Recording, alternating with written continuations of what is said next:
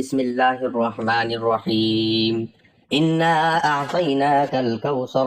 روزانہ 35 مرتبہ پڑھنے کے فائدے۔ محترم ناظرین، آج ہم بات کریں گے قرآن مجید کی ایک نہایت مختصر مگر بے حد عظیم سورت کوثر کے بارے میں۔ یہ سورت صرف 3 آیات پر مشتمل ہے، لیکن اس کے اندر چھپی ہوئی حکمت، فضیلت اور روحانی طاقت بے مثال ہے۔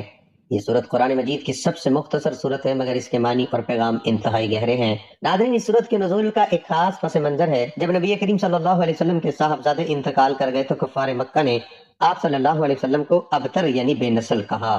اس پر اللہ تعالیٰ نے یہ سورت نازل فرمائی اور فرمایا کہ اصل میں آپ صلی اللہ علیہ وسلم کے دشمن ہی نام و نشان کے بغیر ہو جائیں گے۔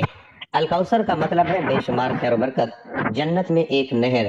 نبی کریم صلی اللہ علیہ وسلم کو عطا کیا گیا۔ حدیث میں آتا ہے کہ کوثر جنت کی ایک نہر ہے جس کا پانی دودھ سے زیادہ سفید اور شہد سے زیادہ میٹھا ہے۔ یہ سورت نبی صلی اللہ علیہ وسلم کو تسلی دینے کے لیے نازل ہوئی۔ اللہ تعالیٰ کی خاص نعمتوں کی یاد دہانی کراتی ہے، دشمنوں کے شر سے حفاظت کا ذریعہ ہے، اللہ کی رضا حاصل کرنے کا بہترین ذریعہ ہے۔ ناظرین، اب ہم بات کرتے ہیں اس سورت کے روحانی اور عملی فوائد کی۔ دل کا سکون۔ سورت کوثر پڑھنے سے دل کو سکون ملتا ہے اور ذہنی پریشانی کم ہوتی ہے۔ رزق میں برکت۔ اس سورت کی تلاوت سے رزق میں اضافہ اور برکت ہوتی ہے۔ دشمنوں سے حفاظت۔ یہ سورت دشمنوں کے شر سے بچاتی ہے۔ مشکلات کا حل۔ اگر آپ کسی مشکل میں ہیں تو اس سورت کو کثرت سے پڑھیں، انشاءاللہ آسانی ہوگی۔ اللہ کی قربت۔ یہ سورت انسان کو اللہ کے قریب کرتی ہے۔ ناظرین، یاد رکھیں، صرف پڑھنا کافی نہیں بلکہ اس کے پیغام کو اپنی زندگی میں اپنانا ضروری ہے۔ سورت کوثر ایک مختصر مگر عظیم سورت ہے۔ یہ نبی صلی اللہ علیہ وسلم کو تسلی اور خوشخبری دیتی ہے۔ اس میں بے شمار روحانی فوائد ہیں۔ یہ ہمیں شکر، نماز اور قربانی کا درس دیتی ہے۔ ناظرین، دنیا میں شاید ہی کوئی ایسا آدمی ہو جسے دولت کی ضرورت نہ ہو۔ آج کل ہر آدمی چاہتا ہے کہ اس کے پاس جتنی دولت ہو اتنی ہی کم ہے، کیونکہ انسان پہلے اپنی ضرورتیں پوری کرنے کے لیے پیسے کماتا ہے، لیکن اب وہی ضروریات خواہشات میں تبدیل ہو چکی ہیں، اور اگر کوئی بھی خواہش پوری نہ ہو تو آدمی پریشان ہو جاتا ہے۔ پھر وہ پریشانی کو دور کرنے کے لیے کسی بھی طریقے سے پیسے کمانے کے لیے تیار ہو جاتا ہے۔ پھر وہ یہ نہیں دیکھتا کہ وہ حلال کما رہا ہے یا حرام کما رہا ہے، بس وہ یہی سوچتا ہے کہ پیسہ آنا چاہیے، جیسے مرضی آنا چاہیے۔ تو آج ہم آپ کو ایک ایسی صورت کے بارے میں بتائیں گے جسے رات کو سونے سے پہلے پڑھ لیں تو انشاءاللہ آپ کے پاس پیسوں کی، دولت کی کمی نہیں آئے گی۔ حضرت محمد مصطفیٰ صلی اللہ علیہ وسلم کا فرمان مبارک ہے کہ میری امت کا فتنہ مال ہے، اور آپ نے دیکھا ہوگا آپ کے لوگ کچھ زیادہ ہی اس فتنے میں پڑ گئے۔ جہاں سے مال ہاتھ لگے ہم اس کے لیے اپنا ضمیر اور ایمان تک بیچ دیتے ہیں۔ آج کل آٹا نہیں مل رہا، پیٹرول مہنگا ہو گیا ہے، بلیک مافیا چند روپے کے لوگوں کے منہ سے آخری نوالا تک چھین رہے ہیں۔ مال بنانے کی یہ حوث قبر تک ختم نہیں ہوتی، لیکن کوئی یہ نہیں سوچتا کہ قبر میں سوائے کفن کے اور کچھ نہیں ساتھ جاتا۔ اللہ پاک ہدایت نصیب فرمائے، اور جو دشمن ہمارے اس ملک کو تباہ و برباد کرنا چاہتے ہیں، اللہ پاک ان کی چالاکیوں اور سازشوں سے ہمیں محفوظ رکھے۔ ناظرین، اگر آپ لوگ بھی بے روزگار ہیں، تنگ دست ہیں، محتاج ہیں، اور چاہتے ہیں کہ کسی طرح سے کوئی ایسے وسائل پیدا ہو جائیں، ایسے اسباب پیدا ہو جائیں جو آپ کو دولت ہی دولت عطا کر دیں، جو آپ کو رزق عطا کر دیں، جو آپ کے پیسوں کی کمی کو پورا کر دیں، تو آج کی یہ ویڈیو آپ لوگ پورا دیکھیے گا، انشاءاللہ آپ کے لیے بہت زیادہ فائدہ مند ثابت ہوگی۔ ناظرین، آپ لوگوں کو ایک صورت بتا رہے ہیں جو آپ نے اس کو رات سونے سے پہلے پڑھ لینا ہے۔ کتنی بار پڑھنا ہے یہ ہم آپ کو بتائیں گے انشاءاللہ۔ اللہ پاک کے فضل و کرم سے آپ کی ہر پریشانی ختم ہو جائے گی، اور آپ کے گھر میں اتنی دولت آ جائے گی، اتنا پیسہ آ جائے گا، آپ کی جس طرح کی بھی ضروریات ہوگی، خواہشات ہوگی، وہ ساری کی ساری پوری ہوتی چلی جائیں گی۔ یہ صورت بہت ہی فضیلتوں والی ہے، بہت ہی پیاری دعا ہے۔ جس نے اس کو پڑھا ہے اللہ پاک نے ان کے حالات بدل دیے ہیں۔ ناظرین، 5 منٹ آپ رات سونے سے پہلے اس صورت کو دے دیں تو یقین مانیے آپ کے آنے والے دن ایسے بدل جائیں گے، آپ کی زندگی میں، آپ کے گھر میں اتنی دولت آ جائے گی، اتنا پیسہ آ جائے گا کہ آپ خود حیران رہ جائیں گے۔ اس دعا نے کتنا اثر دکھایا ہے۔ میں دعا کرتا ہوں کہ اللہ پاک آپ سب کی مشکلات، پریشانیوں کو دور فرمائے، اور آپ سب کو مال و دولت، عزت عطا فرمائے، آمین۔ محترم ناظرین، سورت کوثر کا بہت ہی پاورفل وظیفہ، آپ نے یہ وظیفہ صرف 3 دن کرنا ہے۔ صرف 3 دنوں کے اندر اندر آپ کی جو بھی بڑی سے بڑی حاجت ہوگی، جو بھی مقصد لیے آپ اس وظیفے کو پڑھو گے، آپ کا وہ مقصد انشاءاللہ دنوں کے اندر اندر پورا ہو جائے گا۔ آپ کا مقصد کوئی بھی ہو، آپ کی حاجت جتنی مرضی بڑی ہو، آپ کی پریشانی کوئی بھی ہو، آپ جس بھی مقصد کے لیے اس وظیفے کو پڑھو گے، آپ کا وہ مقصد انشاءاللہ 3 دنوں کے اندر پورا ہو جائے گا۔ آپ نے یہ وظیفہ کسی بھی 3 دن یہ وظیفہ کرنا ہے، انشاءاللہ یہ وظیفہ کرنے سے آپ کی ہر جائز حاجت، آپ کی ہر بڑی سے بڑی پریشانی ختم ہو جائے گی۔ آپ چاہے یہ وظیفہ اپنی شادی کے لیے کر رہے ہیں، آپ کی شادی نہیں ہو رہی اس کے لیے کر رہے ہیں، آپ کو اس میں بھی کامیابی ملے گی، آپ بے روزگار ہیں، آپ کو کوئی کام نہیں مل رہا، آپ اس کے لیے بھی یہ وظیفہ کر سکتے ہیں۔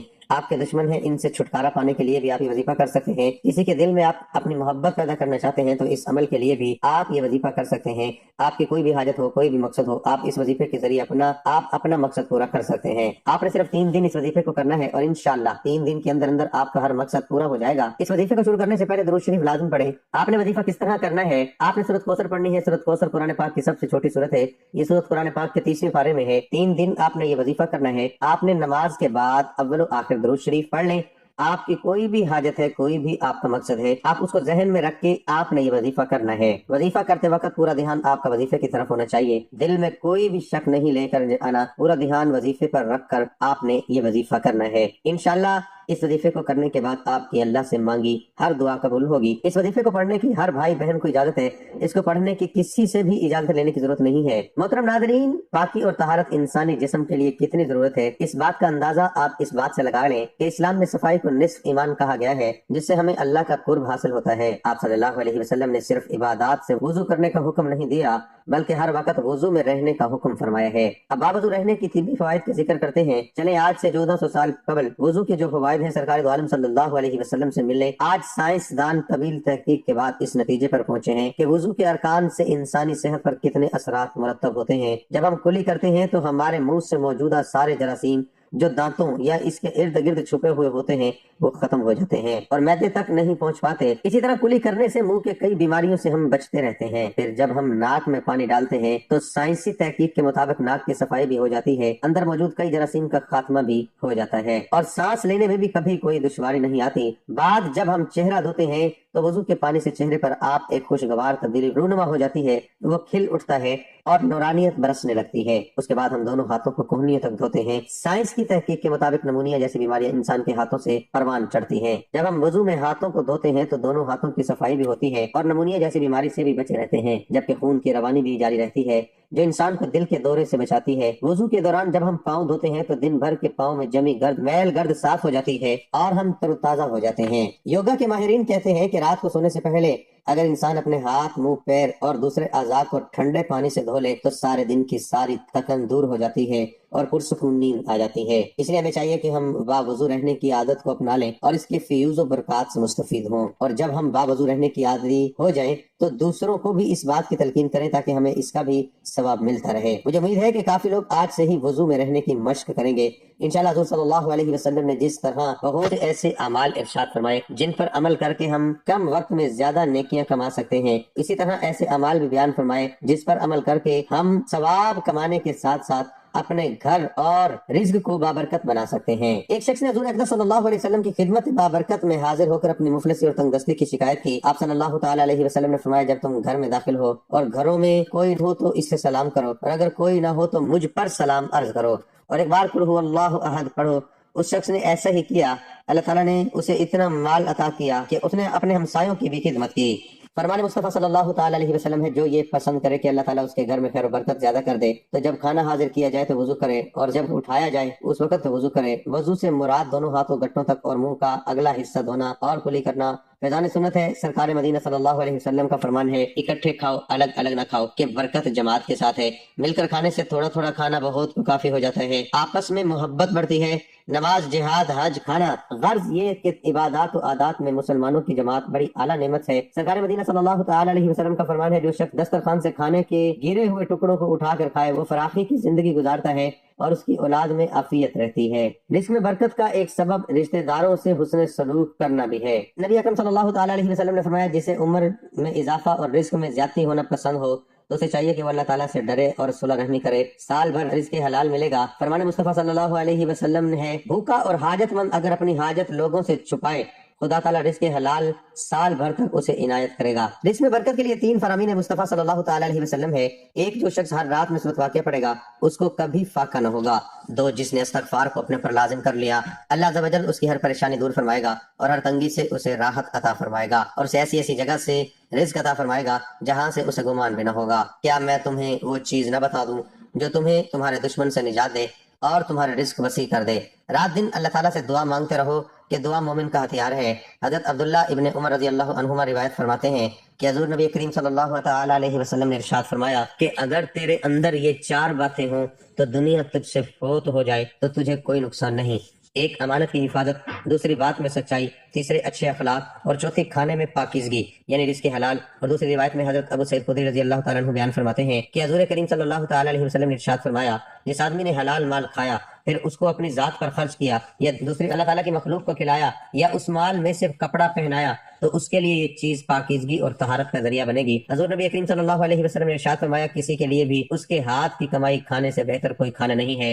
اور یہ کہ اللہ کے نبی حضرت علیہ السلام اپنے ہاتھ کی کمائی کھاتے تھے۔ حضور نبی کریم صلی اللہ علیہ وسلم نے ارشاد فرمایا کہ لوگوں پر ایک ایسا زمانہ آنے والا ہے کہ آدمی کو اس کی پرواہ نہیں ہوگی کہ روزی حلال طریقے سے کمائی ہے یا حرام سے۔ حضور نبی کریم صلی اللہ علیہ وسلم نے ارشاد فرمایا کہ قیامت کے دن بندے کے قدم اپنی جگہ سے نہیں ہٹ سکتے جب تک چار چیزوں کے متعلق پوچھ گوچھ نہ ہو۔ ایک، عمر کہاں گوائی، دو، جوانی کہاں برباد کی، تین، مال کو کہاں خرچ کیا، چار، اور جو علم سیکھا تھا اس پر کیا عمل کیا۔ آج کل معاشرے میں حرام کمائی کی کئی صورتیں رائج اور عام ہیں، جن میں چند یہ ہیں۔ رشوت مال حرام ہے، اور اگر رشوت کا نام ہدیہ یا تحفہ رکھ لیا جائے تب بھی حرام رہتا ہے۔ آج دنیا میں اس کے بغیر کام نہیں ہوتے۔ حرام کی اس نحوست سے سارا معاشرہ گندگی سے آلودہ ہے۔ سود کم ہو یا زیادہ یہ حرام ہے، اگرچہ اس کا نام نفع رکھا جائے۔ ہر وہ ملازمت حرام ہے جس میں صراحتاً اللہ تعالیٰ کی نافرمانی اور بغاوت کی جائے۔ حرام چیزوں کی تجارت بھی حرام ہے، اس پر نفع بھی حرام ہے۔ شراب، خنزیر، خون، مردار گوشت، بت فروشی، ان سب چیزوں کی خرید و فروخت حرام ہے۔ بیمہ پالیسی سراسر جوا ہے، چاہے کسی بھی نوعیت کا ہو، زندگی کا بیمہ ہو یا اموال تجارت کا، کارخانوں کا یا سامان اور چیزوں کا۔ بیمہ پالیسی کی جائز صورت تکافل ہے جو اسلامی بینکوں میں میسر ہے۔ حسب کرنا، چوری، ڈاکہ زنی یعنی ناحق ختم طریقے سے جو کچھ بھی حاصل ہو وہ حرام ہے۔ وہ میراث جو شریعت کے مطابق تقسیم نہیں کی جاتی، بلکہ جس وراثت کے قبضے میں جو مال آ جاتا ہے وہ اپنا بنا کر بیٹھ جاتا ہے۔ بیٹے اپنی بہنوں اور ماؤں کو وراثت نہیں دیتے، اور جو کہ میراث تقسیم نہیں ہوتی اس لیے یتیموں کے حصے کا مال بھی ہڑپ کر لیا جاتا ہے۔ حدیث میں آتا ہے کہ حضور نبی کریم صلی اللہ علیہ وسلم نے ارشاد فرمایا، جس نے اللہ کے فرض کردہ کسی کی میراث کا حصہ کاٹ لیا، اللہ تعالیٰ جنت کی میراث سے اس کا حصہ کاٹ دیں گے۔ اسی طرح ایک حدیث میں آتا ہے کہ حضور نبی کریم صلی اللہ علیہ وسلم نے ارشاد فرمایا کہ جس نے کسی کی میراث جو اللہ نے اپنی کتاب میں فرض کی ہے اس کو باطل کیا، اللہ تعالیٰ اس کی جنت کی میراث کو باطل کر دے گا۔ حضرت عبداللہ ابن عمر رضی اللہ عنہما سے روایت ہے کہ حضور کریم صلی اللہ علیہ وسلم نے ارشاد فرمایا کہ جس نے کوئی کپڑا 10 درہم میں خریدا اور اس میں 1 درہم حرام کا تھا تو جب تک وہ کپڑا اس کے جسم پر رہے اللہ تعالیٰ اس کی نماز قبول نہیں کرتا۔ یہ کہہ کر حضرت عبداللہ ابن عمر رضی اللہ عنہما نے اپنی انگلیاں اپنے کانوں میں ڈالے اور فرمایا کہ اگر میں نے اس حدیث مبارکہ کو اللہ کے رسول صلی اللہ علیہ وسلم سے سنا ہو تو یہ بہرے ہو جائیں۔ حضرت ابو ہریرہ رضی اللہ عنہ روایت کی کہ حضور نبی کریم صلی اللہ علیہ وسلم نے ارشاد فرمایا کہ اے لوگو، اللہ تعالیٰ پاک ہے، وہ پاک چیز ہی قبول کرتا ہے، اور اللہ تعالیٰ نے مومنوں کو بھی اس بات کا حکم دیا ہے جس کا حکم اس نے اپنے رسول علیہ السلام کو دیا ہے۔ پھر آپ صلی اللہ علیہ وسلم نے یہ آیات تلاوت فرمائی، اے میرے رسولو، پاکیزہ رزق کھاؤ اور اچھے اعمال کرو، یقیناً میں تمہارے تمام اعمال سے باخبر ہوں۔ اے ایمان والو، اگر تم اللہ ہی کی عبادت کرنے والے ہو تو ہم نے تمہیں جو پاکیزہ چیز دی ہے انہی میں سے کھاؤ اور اللہ تعالیٰ کا شکر ادا کرتے رہو۔ محترم ناظرین، اب چلتے ہیں وظیفے کی طرف۔ آج ہم آپ کو ایک ایسا عمل بتانے جا رہے ہیں جو قرآن پاک کی یہ بہت ہی پیاری صورت کا ذکر ہے۔ آپ لوگوں نے پڑھ کر اپنی کسی بھی مشکل کے لیے، کسی بھی مراد کے لیے اس صورت کو پڑھ لینا ہے، اللہ پاک پریشانی کو دور فرما دے گا۔ ان آیات میں اتنی طاقت، اتنی پاور ہے کہ جن کو پڑھ لینے سے، جن کی تلاوت کر لینے سے تو پھر آپ کی پریشانی، آپ کی کوئی بھی مصیبت، آپ کی کوئی بھی بیماری، کوئی بھی ایسی چیز لے آؤ، وہ پہاڑ کے سامنے تو کچھ بھی نہیں ہوگی۔ آپ سب لوگ آج کا یہ چھوٹا سا عمل کر لیں تو میری دعا ہے کہ اللہ پاک قرآن پاک کے اس عمل سے آپ کی اور آپ سب کی پریشانیوں کو دور فرما دیں گے، کیونکہ نہ تو اللہ کا قرآن جھوٹا ہو سکتا ہے، نہ نبی پاک صلی اللہ علیہ وسلم کا فرمان جھوٹا ثابت ہو سکتا ہے۔ لیکن ہم لوگ جن عاملوں کے پاس جاتے ہیں، جن عاملوں کے پاس پیسے دیتے ہیں، ان کو اپنا کام کروانے کے لیے، اپنی کسی بھی ضرورت کے لیے ان کے پاس پیسے دینے چلے جاتے ہیں، وہ لوگ جھوٹے ثابت ہو سکتے ہیں، لیکن نبی کا فرمان کبھی جھوٹا ثابت نہیں ہو سکتا۔ بدقسمتی سے ہم نے قرآن پاک کو کھولنا چھوڑ دیا ہے، ہم نے قرآن پاک کی تلاوت کرنا چھوڑ دی ہے، حالانکہ ہماری جتنی بھی مشکلات ہیں، جتنی بھی پریشانیاں ہیں، بیماریوں سے لے کر بڑی سے بڑی مصیبتوں تک جتنی بھی ہیں، وہ ساری کی ساری قرآن پاک کے اندر اس کا حل موجود ہے۔ قرآن پاک سے ہم سارے کے سارے مسائل کو حل کر سکتے ہیں، لیکن ہم نے قرآن پاک کو صرف گھر میں اونچی جگہ پر رکھنا مناسب سمجھ لیا ہے، قرآن پاک کو کھولنا مناسب نہیں سمجھا۔ قرآن پاک کی کشش آج بھی اس طرح موجود ہے جتنی صدیوں پہلے تھی۔ قرآن پاک جس طرح پہلے اپنے سننے والوں کو متاثر کرتا تھا، اس پر اثر ہوتا تھا، دلوں کی کیفیت کو بدل دیتا تھا، دلوں کے حالات کو بدل دیتا تھا۔ قرآن پاک کی تلاوت سننے سے آنکھوں سے آنسو بہنے لگتے تھے۔ آج بھی اسی طرح یہ اثر انداز ہو سکتا ہے، دلوں کی دنیا کو بدل کر ہماری ہر مشکل کو، ہماری ہر پریشانی کو، ہماری ہر حاجت کو، ہر مراد کو پورا کر سکتا ہے۔ قرآن پاک کو اس طرح سے پیش کیا جائے جس طرح اسے پیش کرنے کا حق ہے، مگر ہم لوگ اس طرح پیش کرنے سے محروم ہو چکے ہیں۔